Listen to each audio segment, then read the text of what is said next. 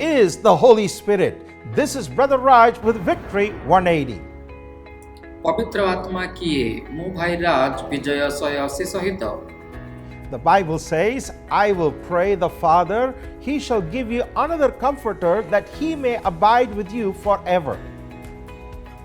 Bible कहे मु पिता को अनुरोध करिबी से तुममान को निमंते आ गोटे सांत्वनाकारी को पठेइबे. The Holy Spirit is God and he loves us passionately.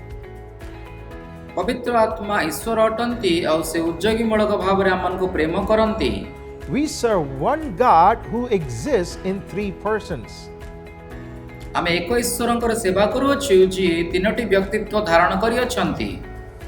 In the upper room, Jesus introduced the Holy Spirit to his disciples. ऊपर कोठरी रे यीशु शिष्य माननको पवित्र आत्मांकर परिचय देउ अछंती. He said he is another comforter. से कहिले से आउ जणे सांत्वनाकारी. The word another means someone just like Jesus. से शब्द अन्य बोली कहिले यीशुंको परि. He is identical to Jesus. से यीशुंको समकक्ष अटंती. The Holy Spirit will love us like Jesus, encourage us like Jesus. पवित्र आत्मा मन को यीशुंको परि प्रेम करंती, यीशुंको परि सांत्वना दियंती. Jesus also used the term comforter. यीशु सांत्वनाकारी शब्द व्यवहार करि अछंती. Two truths are combined in this one word comforter. ए सांत्वनाकारी शब्द रे दुईटी सत्यता मिसिकी रही अछि. First, the Holy Spirit is someone who has come alongside of us to help us.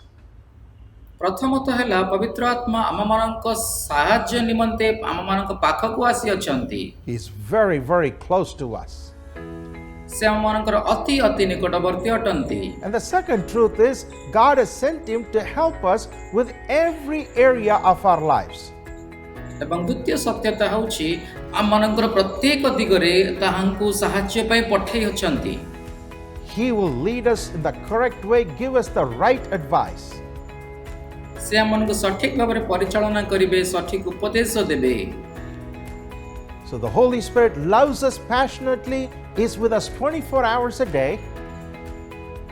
पवित्र आत्मा आमनको उज्जयकमूलक भाबरे प्रेम करंती ओ 24 घंटा आमनको सहित रहंती.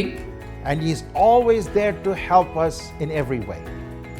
से प्रत्येक पथरे आमनको सहाय्य करे में आमनको सहित अछंती.